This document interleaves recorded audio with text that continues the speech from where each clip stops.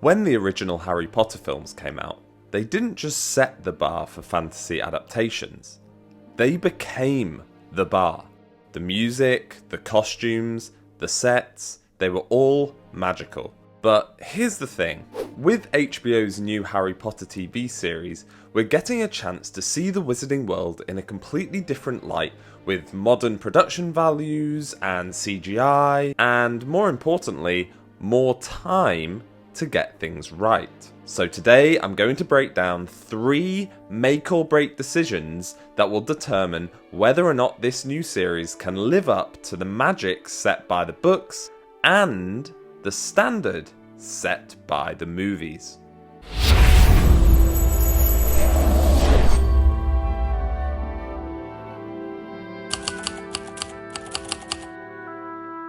Let's start with the soundtrack, because honestly, this might be the toughest challenge of all. John Williams' score is legendary, it's iconic, and Hedwig's theme especially is practically the sound of magic itself. But here's the problem. As the film series progressed, the movies ended up using a variety of different composers, including Patrick Doyle for The Goblet of Fire, Nicholas Hooper for Order of the Phoenix and Half-Blood Prince, and Alexander Desplat for both Deathly Hallows movies. Something that has always been a bit of a contentious subject is the fact that the movies often varied completely in style and tone, and the soundtrack is a major part of that. Personally, I didn't actually mind this for the movies. I actually quite enjoyed how each movie has its own style depending on the director. However, I do think that the TV series needs to adopt a continuous and consistent style and tone throughout the entire 7-season run. And I honestly believe that John Williams' tone for the initial 3 Harry Potter movies is the most iconic sound of Harry Potter, and it is the type of tone that the series should adopt too. But how do you do this without completely plagiarizing Williams' work? Believe it or not, the best blueprint for this already exists, and it's from the video game Hogwarts Legacy. The game's soundtrack is a masterclass in how to evolve the Williams Potter sound. The game's music keeps the magical essence but makes it feel alive in completely new ways. The Hufflepuff Common Room theme has folksy mandolins, whilst the Dark Arts tracks use eerie, whispered chants. Most importantly, the game knows when not to use the original themes. It trusts itself completely to keep the magic alive through its own music. And in my opinion, that's exactly what HBO's series needs. Firstly, respect the original motifs, but evolve them. Keep Hedwig's theme for Harry's journey and his major character moments, but also introduce new character motifs that we haven't seen or heard before. Imagine a bumbling, staccato-like motif for Neville, highlighting his clumsiness and forgetfulness. On the other hand, a cold but soft motif for Snape's arrival in particular scenes. Secondly, magic should sound different in different places. Yes, the movies did do this as well, and John Williams was great at it, but for example, in Hogwarts Legacy, the 4 different houses had their own house themes. In Gryffindor's common room, we heard bold brass, and in Ravenclaw's common room, we heard mystical harps. And of course, Hogsmeade with its already iconic, uplifting woodwind section.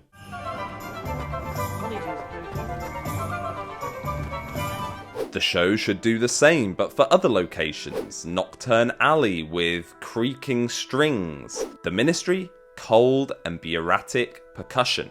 Get this right, and we'll have a soundtrack that feels both comfortably familiar and excitingly new. Okay, let's talk costumes, because the movies gave us some unforgettable and iconic looks, but they also fell into a bit of a trap. By the end, everyone looked the same. Where were the book-accurate details and the personality of individual witches and wizards depending on their clothing? The books were phenomenal, at showing personality through clothing, such as Dumbledore with his flamboyant robes, and Lockhart with his ridiculous array of absolutely outrageous colours. The movies, however, ended up flattening everybody into just generic robes, in some cases essentially just wearing suits with long tailcoats, or just muggle clothing. HBO has a chance to make every character visually distinct, where what you wear shouts who you are before you even cast a spell. So here's what HBO really needs to do differently in my opinion. School uniforms should feel lived in, Ron's should be frayed at the sleeves, Hermione's getting progressively ink splattered, whilst Draco's robes are impeccably pressed with custom tailoring. Secondly, wizards failing spectacularly at dressing like muggles. The books were full of these incredible moments, especially during the Quidditch World Cup, with wizards thinking casual muggle wear means a tweed suit with thigh-length galoshes, or a kilt and a poncho. HBO, please give us these gloriously awkward fashion disasters. It's just another way to highlight the difference between the muggle and the magical world, and really draw a line and see how they often stumble across into one another. And thirdly, more magical accessories. I love the story from the production of Order of the Phoenix, when Evanna Lynch, after being cast as Luna Lovegood, brought her own radish earrings and butterbeer cork necklace. These details were something that would probably have been overlooked by the costume design department, but they brought so much life to Luna's character on screen.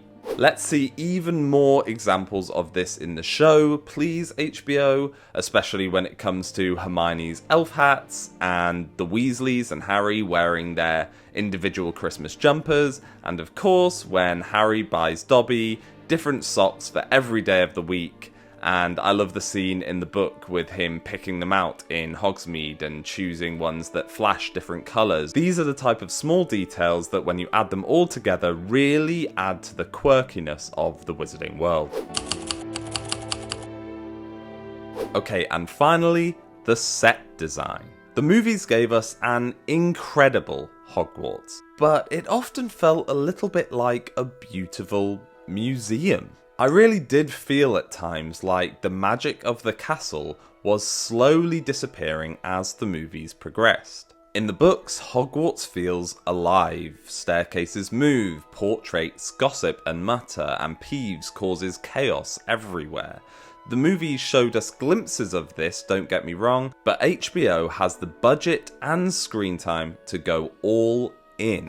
Show us the many different shortcuts and hidden passages behind portraits, tapestries, and seemingly blank sections of wall. And let's not forget the doors that aren't actually doors but just solid wall pretending. Second, seasonal details. Imagine autumn leaves blowing through the courtyards during October, and the Black Lake freezing over completely in winter. And of course, we need to see lavish decorations throughout the entire school for different holidays. Unlike in the movies where we saw the Great Hall at Christmas and briefly for Halloween, I want to see the corridors fully decked out with mistletoe that Harry needs to dodge around and jack-o'-lanterns bobbing in the courtyard. That's not to mention holidays such as Valentine's Day, where Lockhart transforms the castle into a garishly pink nightmare. And third, let's not forget the many sets besides Hogwarts that deserve their moment to shine. The Burrow needs to be a leaning tower of magical chaos with mismatched floors, bangs emitting from Fred and George's room, and the ghoul banging on his pipes up in the attic.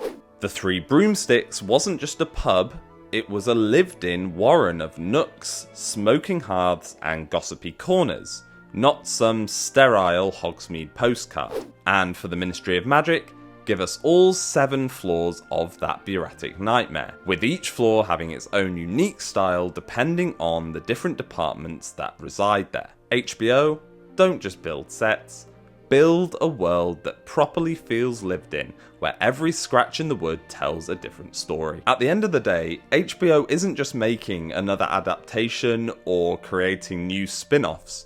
They're rebuilding the Wizarding world from the ground up. Get these 3 elements right: music that honours and innovates, costumes that tell stories, and sets that breathe magic, and we could be looking at the definitive version of Harry Potter. Again though, I stress, if they get it right. But hey, maybe you disagree, maybe you want the soundtrack to be completely new and original, or maybe you want the sets to be very similar if not exactly the same as what we saw in the movies. Please let me know down in the comments, and don't forget to like and subscribe to keep up to date with new theories and discussions about the upcoming HBO Harry Potter show.